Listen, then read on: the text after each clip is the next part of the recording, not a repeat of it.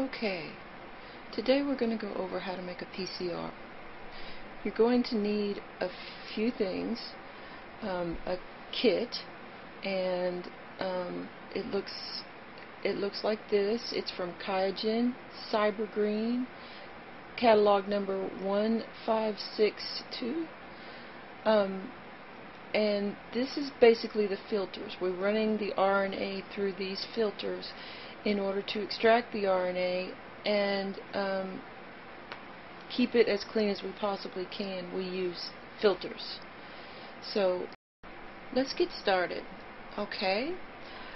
First, we have another kit from Qiagen. It's the Cyber Green kit. And this kit has RT in it. This is a reverse transcriptase PCR. Okay, this is the Qiagen kit, and I'll show you what actually comes in that kit. This is the master mix. You'll have water, master mix, and this is the reverse transcriptase. It has a red top on it, and basically the calculations for every individual well that is in a PCR will be, these are your primers. You'll need two of them, a reverse primer and a forward primer. In your kit you'll have a red top, which I said was the reverse transcriptase,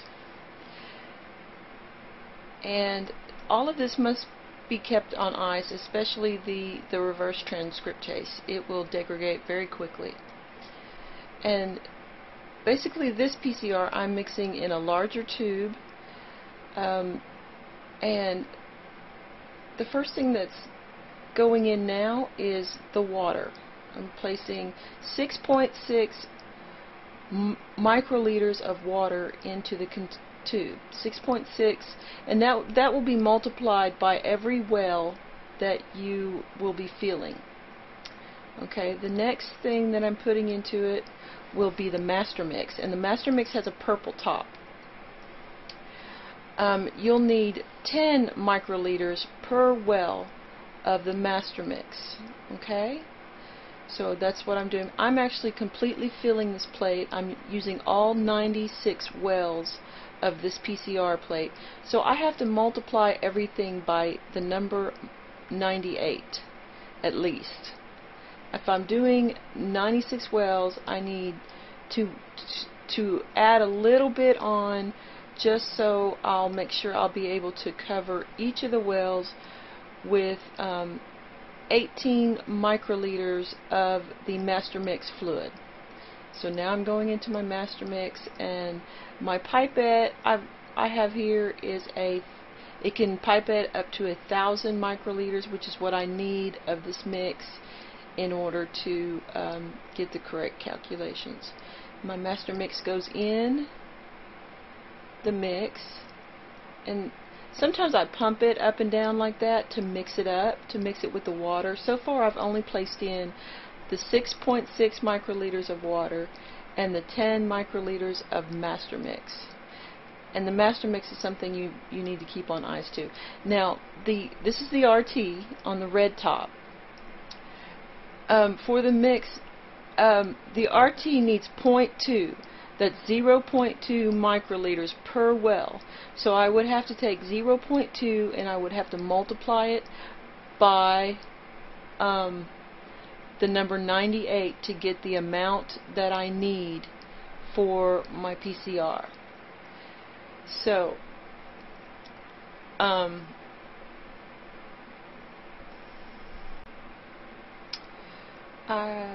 I found it. This is my yellow top pipette. It will pipette. I have 3 of these yellow tops, and one of them will pipette up to 20 microliters, and another one will pipette in between 20 to 100 microliters, and the other one will pipe in anywhere from 50 to 200 microliters.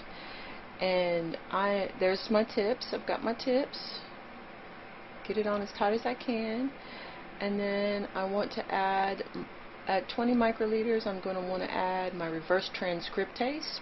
We call it RT for short. It's reverse transcriptase.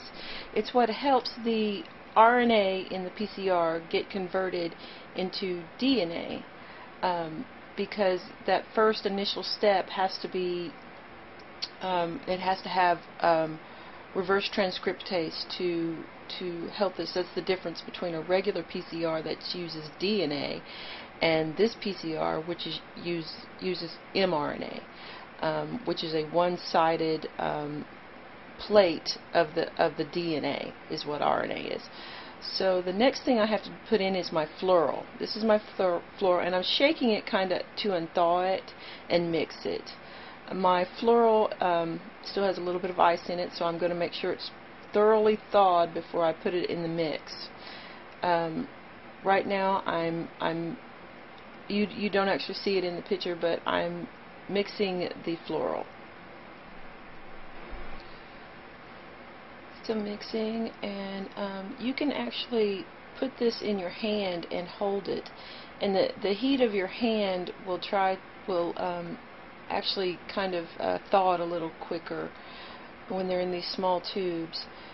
But it's actually thawed now and mixed, so I'm going to go ahead and put in my 0.2 microliters of floral. Pour well. That means I need to extract about 20 microliters into this particular PCR, because I'm using every well for this PCR. And there we go. And the floral is in, and I'm pumping it. I'm kind of mixing it into the mix. And there's kind of a whole technique to pipetting, and everybody kind of gets their own technique and how they do it. But whenever you put a fluid into a fluid, if you just kind of pump it a few times, that kind of puts it in the mix a little better, and try to make sure that you get all of it out. This is my other yellow top pipette. It'll pipette anywhere from 20 to 100, and I need to pipette 50 of each primer, my forward primer and my reverse. My forward primer is going in now, and then I'll have to put my reverse in as well. So, taking that back out, and now I'm getting my reverse primer. Getting another pipette tip. You don't ever want to use the same tip going into any of this. It's got to be a very clean, and you don't want to contaminate one primer into the other. So changing out pipette tips is a must. There we go. This is my reverse primer, and I designed these primers on 2 specific genes that we had caught on a microarray as being possible suspects of fat deposition in chickens. So we're kind of looking for things that causes obesity. What causes one specimen to gain more fat molecules when they're fed the same diet, or what genetic factors are adding to the accumulation of fat inside the cavity of birds. So that's kind of what we're looking at in our research. And on this particular PCR, I'm studying a gene called COL3. This is my plate. These are plates for the PCR. These are the 96 well plates. We have to place 18 microliters of, and these are from Biorad. You can order them from Biorad. This is a standard well plate, and I'll pull one out and show it to you. And you'll see that there are 96 wells in it, and you have to we have an automatic pipette tip that's very, very useful. I'll show you. And I like to place mine in this red, one of the old pipette container units, because I've noticed that when the fluid is in a darker space, it seems as though I can see what I'm pipetting into the wells easier. And this is my automatic pipette tip.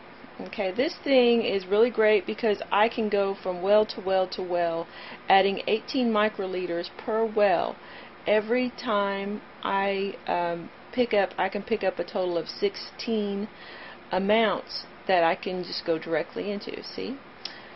What I'm doing now is I'm going to open my full master mix that I have already mixed for the PCR, and I'm going to use my automatic pipette tip, okay, to move my lid here. And this technique, like I said, whenever you're working in a lab, you'll learn your own techniques of pipetting, and it's kind of you'll get your own tricks and ways of mixing. But these automatic pipettes, you'll learn to use with time. I mean, it's a technique, you just gotta play with them until you get it right. We usually start people out pipetting water, and then once these PCRs, the plate costs about $100 just to do these, whereas microarrays, they cost about $3,000 per test. So the lab equipment and materials are very expensive, so it's real important that you learn the technique and get it right before you start doing it. And what I'm doing now is I'm going from each well, well to well, automatically pipetting in 18 microliters of fluid, and I've got to fill the entire 96 wells. There we go. And sometimes it can be difficult to see it's very small amount of fluid inside of a very tiny well. DNA and RNA are very, very small. In order to study them, we have to go down to the micro amounts to actually, see what we need to see on the PCR. And we're actually pipetting in 18 microliters, and then we're going to pipette in, once we're done with this, 2 microliters of RNA into each well. So there's actually two times of pipetting into the plate. The first time we're pipetting the master mix, and then we pipette in the RNA, and the RNAs have been sampled from 40 different chickens, and we have to place in those. We have to use 2 wells per sample or per chicken. And when we do this, we will use a much larger automatic pipette tip, and then we have to place in something in this PCR we call standards. Standards are what will give us an efficiency, how efficient the PCR has worked. And what we want is closest to 100%. If it goes above 100% on our efficiency, it can be thrown out past 120, 130, or if it goes below 100, then the closer it hits to 100%, efficiency is the best. So as of now, on my pipetting, I'm almost done filling the plate with the master mix, and we'll go on to the next step. Okay, and what I have here now is a plate. It's a pre-made plate that I made of my 40 chickens, sampled, and it's basically their RNA will always be, whenever I do a PCR, I keep all of my RNAs in the same spot for every different gene that I test. Today I'm testing a gene called COL3, and this particular plate has every single RNA set in it where I know exactly where it is. Okay, and this is my very large, you can place 12 pipette tips on this at the bottom, and this is how we're going to put the RNA into the plate. We're going to get red pipette tips. This is the box, and and these have the 2 to 10 microliter pipette tips in them. That they pipette very small amounts, and you can basically put 12 up to 12 pipettes on this automatic pipette tip and pipette 12 wells at the same time. Now remember, each sample that's been collected of RNA needs to have 2 wells in the PCR. So that means I have to do like a 2 times 2. I need 2 microliters times 2, which means 4. But basically this pipette tip is really good because it will pick up 4 microliters and divide them out into 2. So I can go straight from the first 12 wells to the second 12 wells. And I'll show you exactly how that's done. Right now I'm setting it on 2 times 2, so it'll put out the proper proportion. Now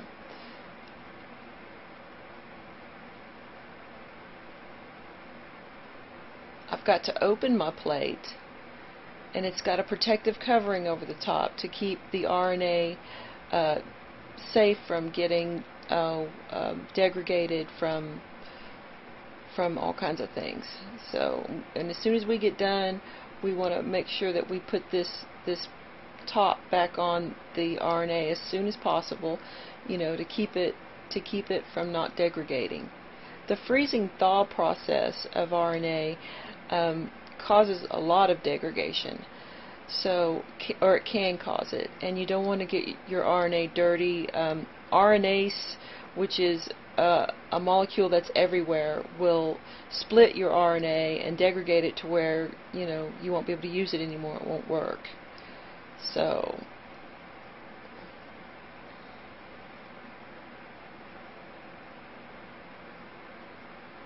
okay, I'm just moving everything around so I can do my pipetting from one to the other. Now I'm going down, and I'm basically getting 10 pipette tips on there, and then those 10 I'm pushing down to make sure that they are solidly on there.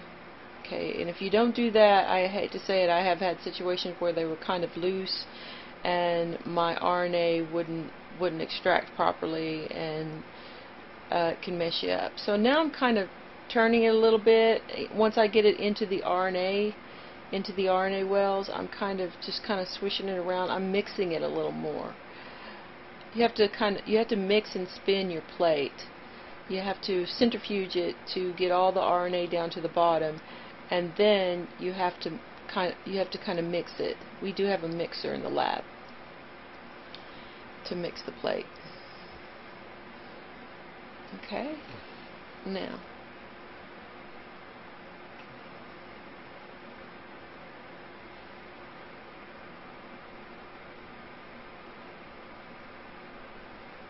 let's see. On my first pickup of the 10 RNAs,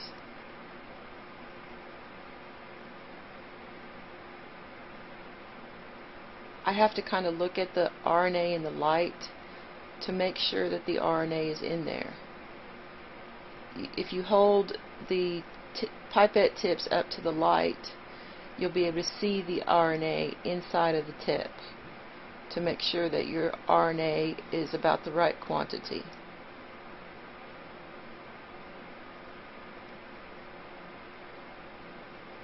Now, I'm going for my next set of pipette tips, and I'm tightening them again. I want to tighten every single tip onto the pipette. Now I'm going in for my RNA. Okay.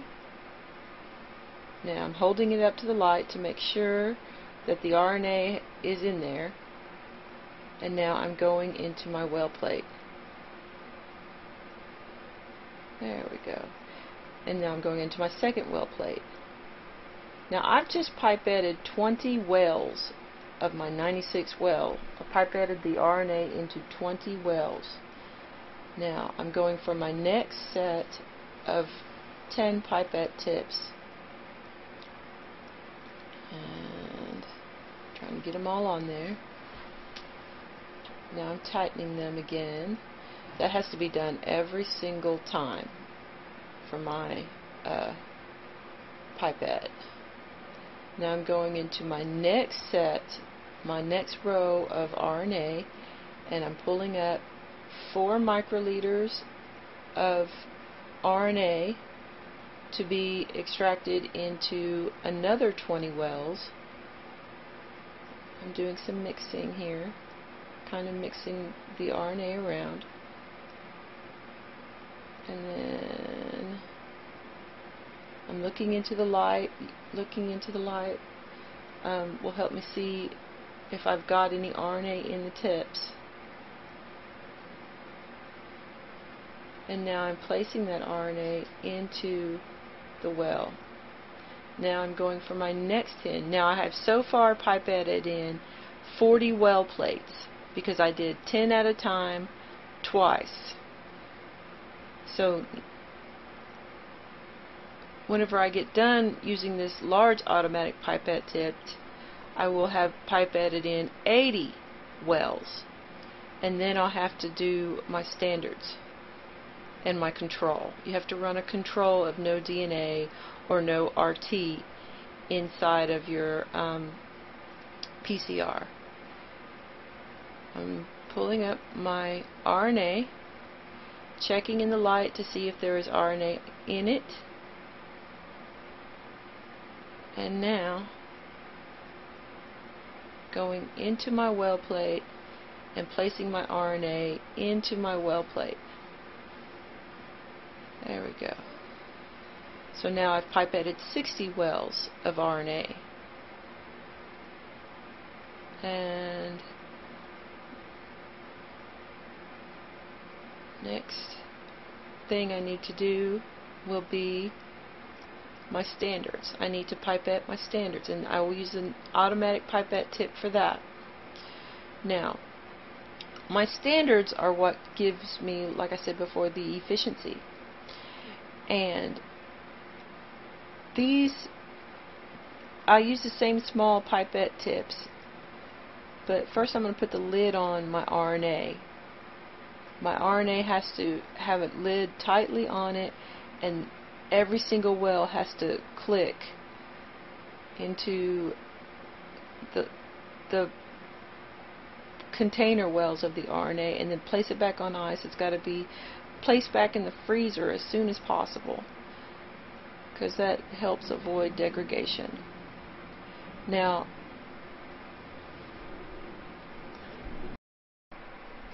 I've got my pipette tip for my standards ready now, and my standards are they're in concentrations of different RNA.